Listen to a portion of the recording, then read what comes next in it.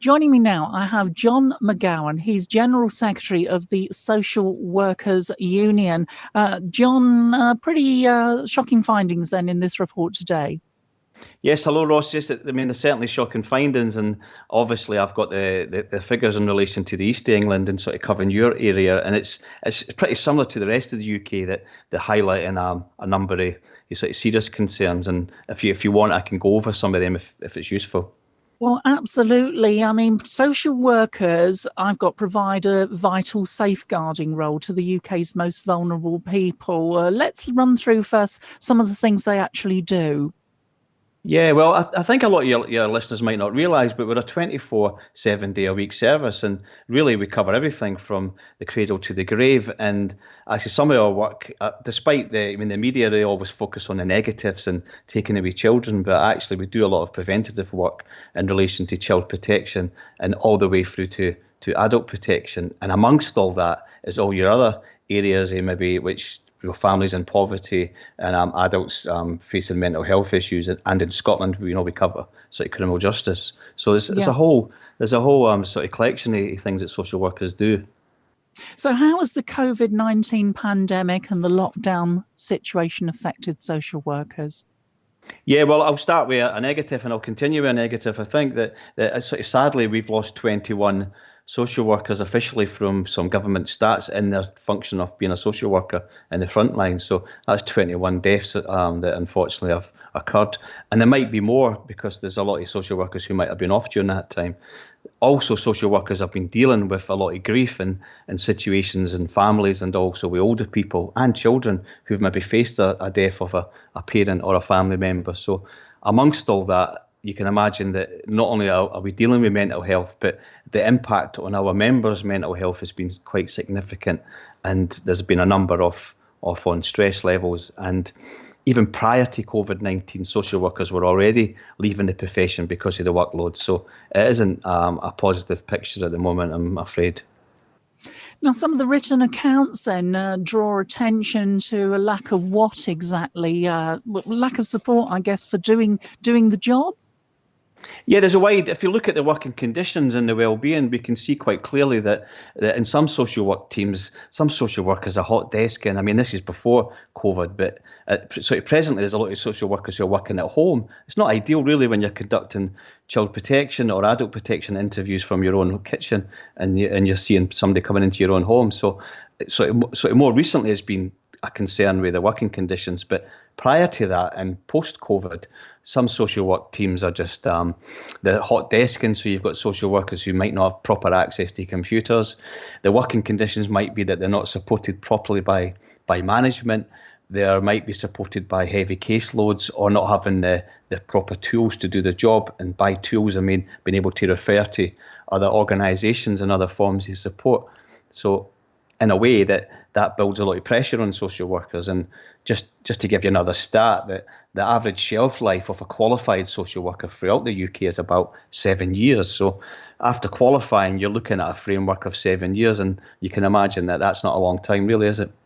It isn't a long time. Do you not have more people that are coming through into the system? We do. We have people coming through, but it's how we retain them. Yeah. Yeah. I mean, unfortunately, fortunately, the local authorities in East England that sort of do well are the ones who provide good support for newly qualified. They almost take it in a slow process. There's good management, there's good peer support, there's proper access to training and to facilities. The local authorities who are not doing well are the local authorities where you've got a high turnover of agency staff. So that's just part-time contract staff. You might have managers going up the ladder too quickly and they've just not got the management skills. So, for some of our members, if they're in that particular team, they don't want to stay. They just want to get out of the profession as soon as possible. How many times have we heard it? Boots on the ground is what's needed. My heart goes out to your workers, particularly those who have been affected by this pandemic personally. And like you say, the social workers' mental health then becomes a concern. Going forward, though, Mr. McGowan, an action plan, what could we do to improve things? Yeah, we've announced today, and we've got the support of a number of MPs and a number of local authorities. We released our toolkit for wellbeing last week. So this is a toolkit that social workers can download and have a look at and analyse their own wellbeing. So that was a starting process. From that, we're calling for adequate PPE, not only is it in place at the moment, but sometimes we're hearing from local authorities that it's just not the right structure or that it's not the right equipment. So we're making sure that every local authority can risk assess what is PPE and the requirement. We're also looking at action number 2 is making sure that social workers have mental health support that they can refer to other organisations to support them in the work. And the third one is that we're making sure that local authorities anticipate that workloads will increase. So they need to start planning for that, because already, because of the lockdown, things have been on hold. But I can assure you, when things go back to a so-called normal, that there'll be a lot of referrals coming in. So employers have to make sure of that. The fourth one is to make sure that if employers do hire agency staff, that they're supported. They're not just there as a front shield to fill a gap. I mean, they're there for the purpose. We also want a further look at austerity measures, because prior to the lockdown, there was a lot of poverty and there was a lot of concern in food banks. We want to make sure we don't return to that. And the final one is quite important. It's what I said earlier.